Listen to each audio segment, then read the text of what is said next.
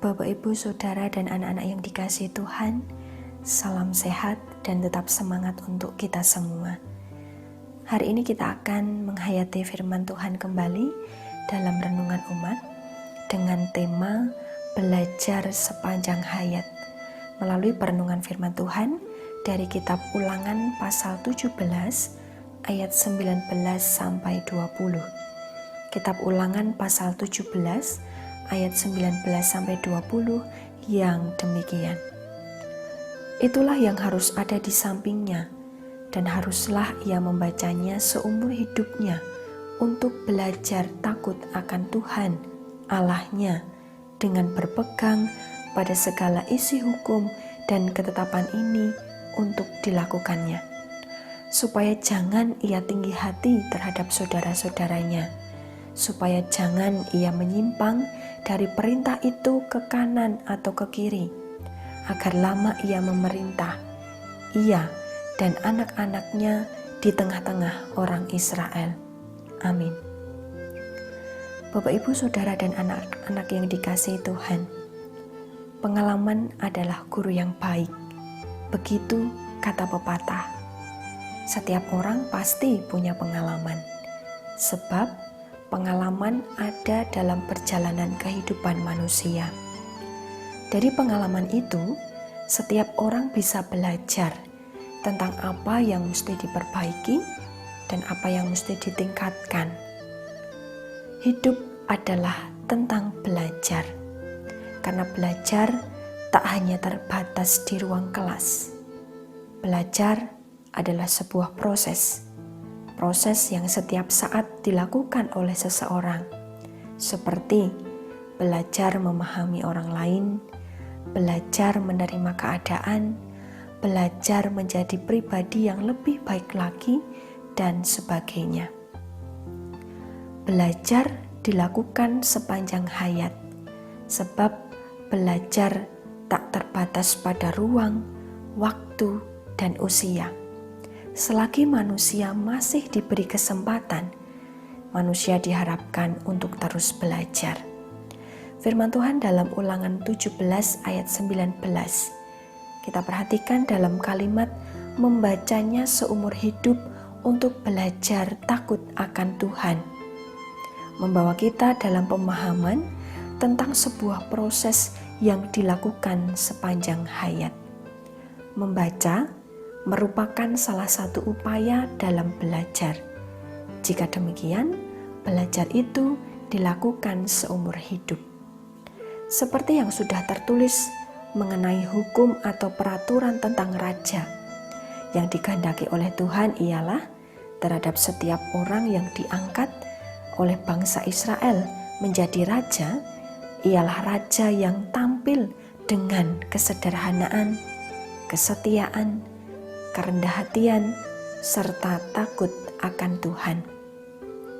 Kita bisa memperhatikan ayat 16-17 bahwa seorang raja tidak boleh memelihara banyak kuda, memiliki banyak istri, serta emas dan perak yang dikumpulkan terlalu banyak. Itu semua menunjuk pada sesuatu yang di luar kewajaran.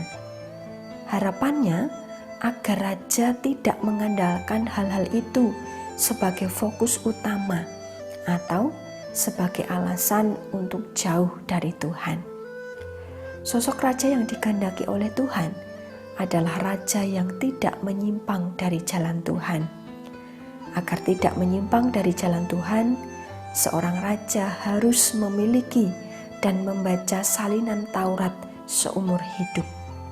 Itulah yang akan menuntun dan mengajarkannya untuk takut akan Tuhan. Raja adalah seorang pemimpin. Seharusnya ia merupakan orang yang melakukan firman Tuhan. Dengan membuat salinan untuk dirinya sendiri, membawanya sepanjang waktu, membacanya setiap hari, serta menaati sepenuhnya, itu diharapkan menolong raja itu untuk menjadi seorang raja yang dikehendaki oleh Tuhan. Sekalipun memiliki jabatan tinggi dan terpilih, raja juga tetap harus belajar. Belajar untuk menjadi pemimpin yang dikehendaki oleh Tuhan. Melalui proses itu, ia belajar menghormati Allah, menjaga diri agar tidak merasa lebih dari orang lain, dan menghindari tindakan yang menyimpang dari kehendak Allah. Bapak, Ibu, Saudara, dan anak-anak yang dikasihi Tuhan, kehidupan menjadi ruang pembelajaran di mana setiap orang bisa saling belajar dari apa yang dilihat, didengar, dipahami, dirasakan, dan dilakukan agar menjadi pribadi yang lebih baik dan berkenan bagi Tuhan. Mungkin ada kalanya kita jatuh dalam keegoisan, gagal mengendalikan diri. Di situ kita belajar untuk menanggalkan keakuan. Jika Tuhan menghendaki seorang pemimpin untuk belajar seumur hidup dalam melakukan kehendak-Nya, kita semua, keluarga Kristen yang masih diberi kesempatan oleh Tuhan, juga diingatkan untuk senantiasa belajar melalui peran dan keberadaan kita. Seperti dalam relasi keluarga, setiap saat masing-masing anggota belajar memahami, belajar mengendalikan diri, dan saling menjaga.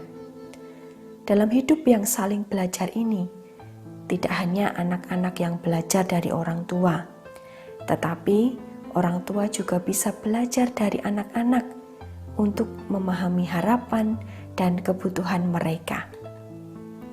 Sebagai orang tua, mari terus belajar untuk menjadi teladan yang baik bagi anak-anak dan cucu.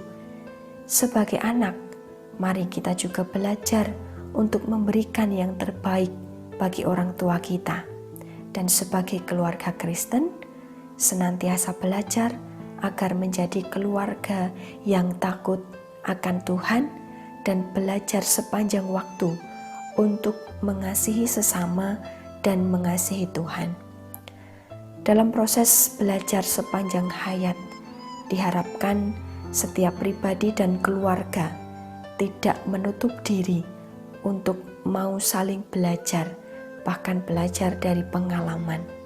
Untuk itu, mari Bapak, Ibu, Saudara, dan anak-anak yang dikasihi Tuhan, kita saling belajar untuk menjadi pribadi yang takut akan Tuhan. Tuhan memberkati kita. Amin.